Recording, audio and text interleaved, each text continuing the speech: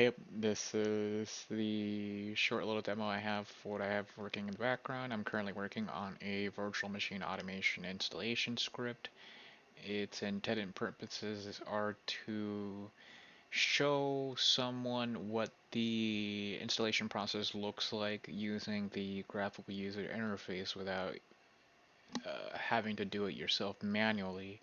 Uh, there are certainly a lot better ways to install a virtual machine, definitely a lot more efficient than, say, utilizing the graphical user interface, but for the sake of demonstrating the step-by-step processes to someone who's never actually done it themselves, this is why I'm currently developing this. So let me just go ahead and show you what it looks like right from the very start. I'm going to go ahead and hit play, and it's going to go ahead and ask you, what OS would you like to use? Um, I could put Windows, Fedora, any the operating systems you can usually think of, but just for the sake of showing it off, I'm gonna go ahead and show you what happens when I go ahead and put cookies. And I'm being a big chucklehead, so I'm gonna go ahead and put 420 megabytes worth of RAM. Uh-oh. So it's caught that I put a operating system that was not exactly valid, so it's letting me know right over here that, sorry, I don't know what the OS is. Try putting in something else, or maybe your input has a space. Try typing it.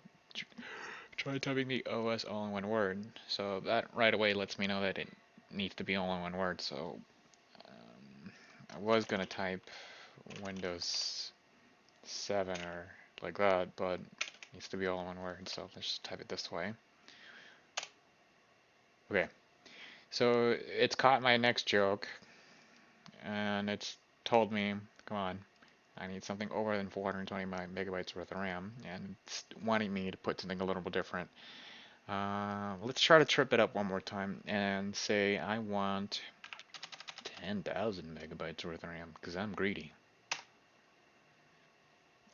Still too much. So 10,000 megabytes of RAM is way too much.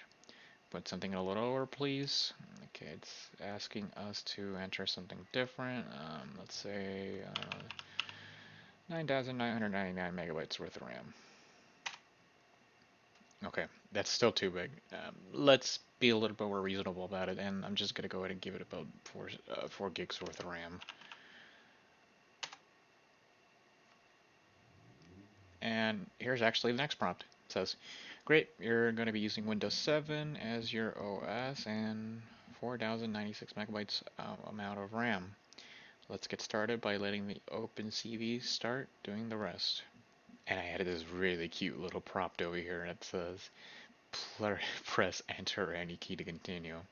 What's going to happen next is that it's going to open up the Oracle Virtual Machine Manager, and it's going to attempt to click one of the buttons, and it uses image recognition to do so. So let me show you what it looks like when it runs afterwards. Let me just close this out. I'm just hit enter on this. So it's going to start automating the process. It's going to keep all the information that we've already put in place, so the name of the operating system and the amount of RAM in mind as it goes through the process. That data is going to get passed on to the rest of the installation process. So let's just hit enter.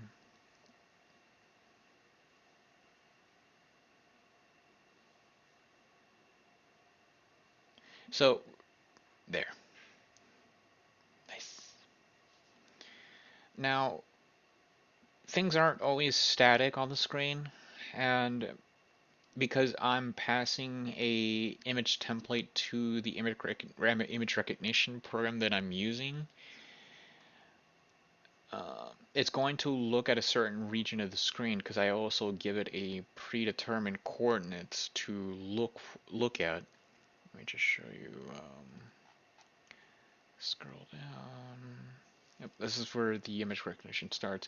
So I'm telling it to look at a certain region of the screen, as well as telling it in how wide and how tall the height of the image recording is going to be. Those coordinates get passed onto a image screen grabber, and it will then look at the certain that certain area of the screen, compare a template image that I give it, and try to see whether or not if the two images match with a probability of 99%. And if it does, it's going to say click on something or click on the coordinates of the area. But for now and testing purposes, I've left this out as a right click. I don't need it to continue further into the rest of the program. It's going to add a extra number to a counter, and it's going to then check again, because if this is a successful run, and if it is a successful run, it's going to add 1 to it. And if job underscore done now equals to 1, it's going to tell me how much time it took to do it. It's going to print that out, and it's going to completely break out of this. It's no longer going to continue this section.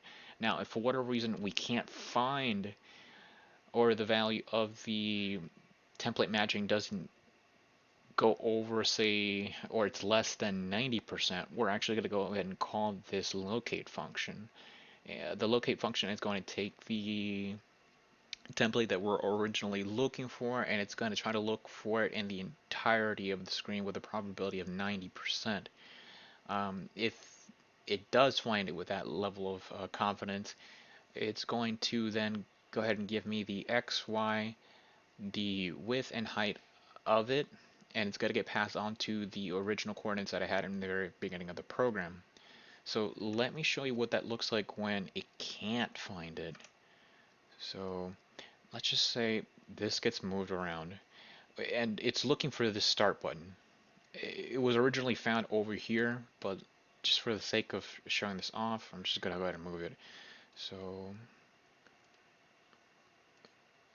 let me show you what it looks like when it can't find it.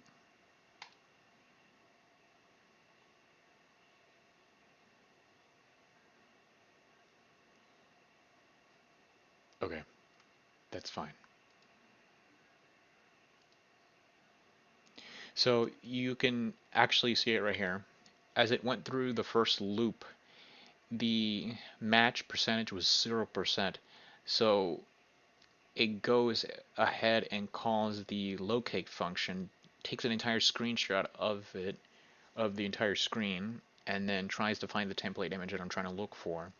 It then gives me the x, y, and the height and width of those coordinates for the new found location.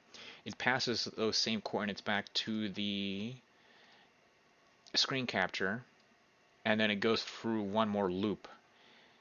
And on the second loop, it actually found it with a 99% chance of level of probability. So because the maximum value of that is greater than or equal to, it'll actually go ahead and just continue and finish off the remainder of their script. That same level of image recognition is going to be used throughout the entire of the script. Probably not all of it, but this seems to be a pretty fast way to interact with the GUI interface. That's all I have so far. I just need to start fleshing this out a little more. It does take quite a few more steps to interact with a GUI interface to install a virtual machine, and this is really the hard way, but I just wanted to go ahead and show what this looks like when a process is overly complicated instead of maybe, say, using a command line interface. But anyways, this is really more just to show somebody what it looks like to install a virtual machine by hand through the graphical user interface, especially for someone who's never done this before.